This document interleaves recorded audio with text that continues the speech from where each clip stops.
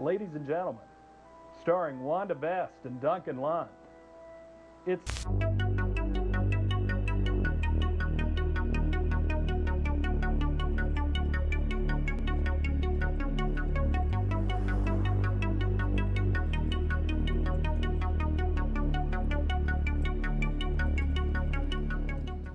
Written and directed by Samuel Krebs, we are talking The Occupant, although this was originally known as The Whooper, also known as Whooper Returns, not to be confused with Whopper Returns.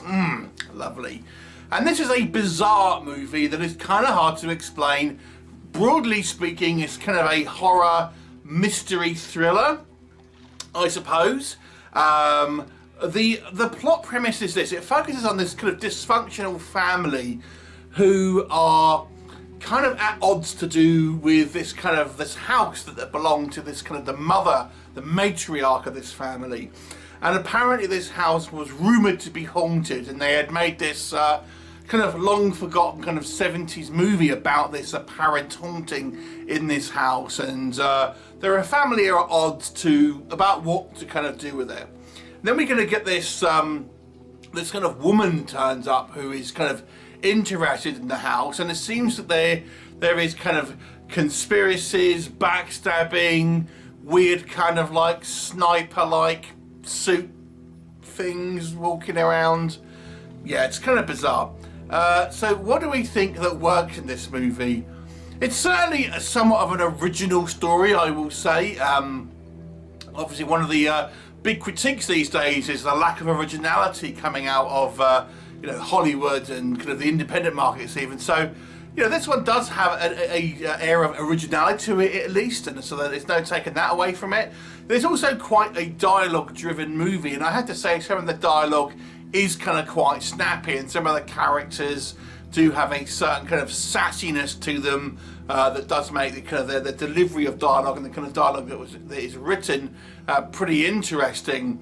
Like I said, the movie is kind of bizarre and even surreal at times, although it's not like trippy necessarily, but it's just like a weird movie overall.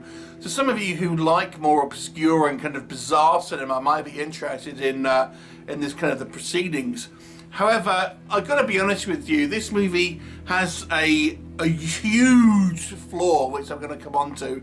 It is kind of nonsensical, and there's a number of reasons for that. Let me talk about, I would say, the two biggest ones. The first one, and I think probably the major one, is the cinematography. This movie is almost impossible to watch because the cinematography is, quite frankly, atrocious.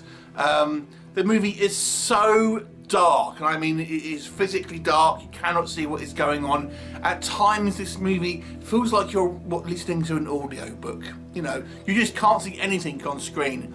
It is incredibly hard to be able to follow visually what's going on. Now, film is a visual medium. There has to be a narrative that you can watch on screen, and that for many times on this, it's almost completely obscured by darkness, or at least partial darkness in some scenes. Now, it looks like they have just used natural light.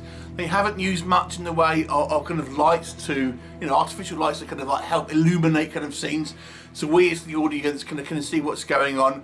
So a lot of the time here, you're just going to see like shapes kind of like moving around and rustling about, and kind of bits of dialogue coming. You don't really know who it's from or what's actually happening. I mean, the biggest example of this, I would say, that you've probably majority of people have seen was Alien vs Predator Requiem, which was really heavily criticised for being way too dark. This is 10 times worse than that. I mean, you can literally see nothing at certain times in this movie. It is terrible. I don't know why this wasn't picked up in post-production, unless it was a deliberate choice by the filmmakers to try and make it, I don't know, in natural light or something, but it just doesn't make any sense. And this is further not helped with the second issue.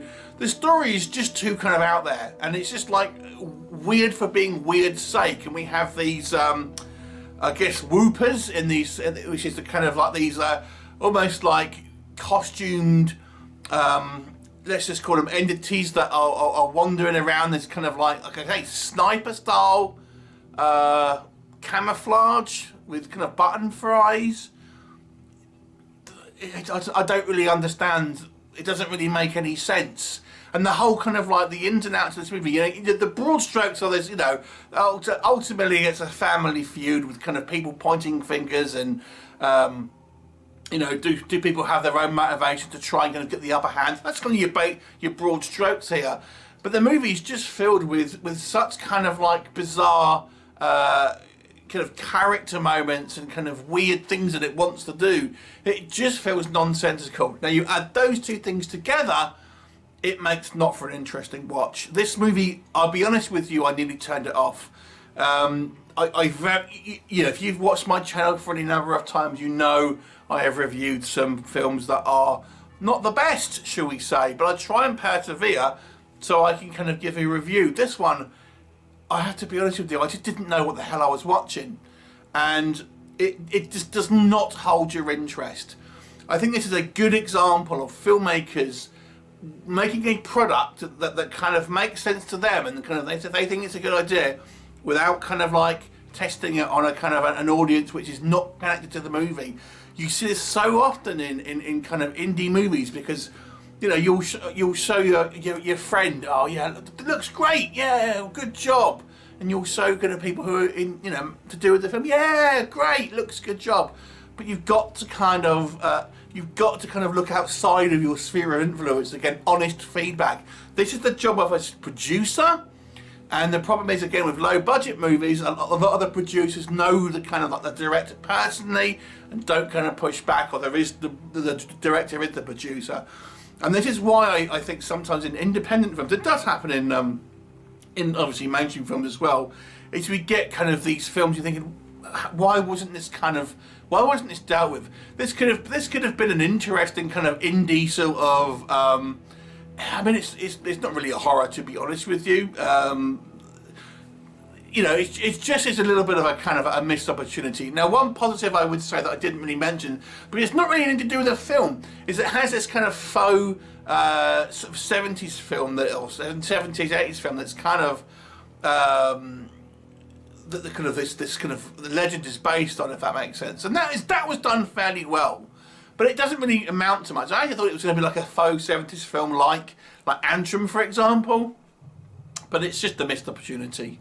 It doesn't last long. We don't see a hell of a lot of it, so yeah, big missed opportunity. A few bright ideas. I like the kind of the you know, the kind of the faux 70s film. Some of the dialogue was quite good, but I'm really scraping the barrel to give this any type of positive. It's unfortunately nearly unwatchable. This movie is nearly unwatchable, at least in my opinion, and therefore I'm going to give this one a 3 out of 10. Have you seen it? What did you think of it? Leave me a comment and I'll look forward to you next time. Bye for now.